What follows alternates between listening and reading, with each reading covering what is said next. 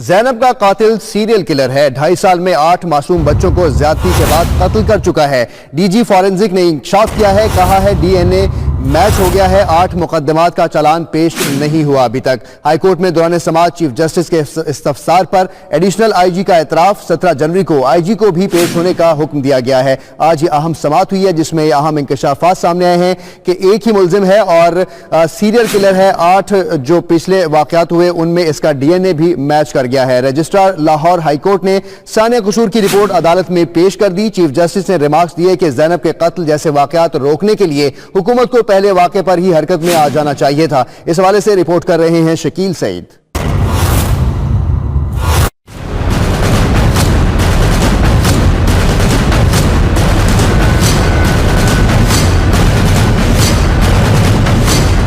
Lahore high court में सानिया कसूर के हवाले से समाअत हुई। चीफ जस्टिस ने रिमार्क्स दिए कि जून 2015 में ज्यादती और कत्ल के वाकयात शुरू हुए लेकिन अभी तक मुल्जिम को गिरफ्तार नहीं किया गया। ताखीर की वजह हुकूमत की नाअहली है। ऐसे वाकयात रोकने के लिए हुकूमत को पहले ही हरकत में आ जाना चाहिए था। हुकूमत तेजी से काम करती तो ज़ैनब का वाकया पेश न आता। चीफ जस्टिस सदाकत अली खान ने बरहमी जाहिर की। आईजी पंजाब को 36 घंटे की डेडलाइन दी, वो नहीं आए और न ही रिपोर्ट पेश की। सफदर शाहीन एडवोकेट ने मीडिया से बातचीत में कहा कि आईजी पंजाब को बुध को अदालत में हाजिर होने का हुक्म दिया गया है। कोर्ट ने इस्तफसार से पूछा है कि जब सितंबर 2015 में पहला वाकया हुआ है और उसके बाद ये तसलसल से एक ही क्रिमिनल ये वाकयात करता जा रहा है, अभी तक 8 बच्चियों का अपना शिकार बना चुका है, तो क्या उस वक्त पुलिस सोई हुई थी? अजहर सदीक एडवोकेट ने कहा कि पुलिस अपनी नाअहली की वजह से मुल्जिमों को गिरफ्तार नहीं कर सकी। मुतफरक दरखास्त दी थी, अदालत के सामने आज रिपोर्टें पेश की, आईजी नहीं पेश हुए, अदालत ने बरहमी का इजहार किया और बुलाया है। सरकारी वकील ने बताया कि मुल्जिम की तलाश जारी है, अभी इसका पता नहीं चला। डीजी फॉरेंसिक लैब ने अदालत को बताया कि मामले की तहकीकात के लिए 24 घंटे काम कर रहे हैं। मजीद समाअत 17 जून तक मुलतवी कर दी गई। कैमरामैन इमरान भट्ट के साथ शकील सईद, 92 न्यूज़ लाहौर।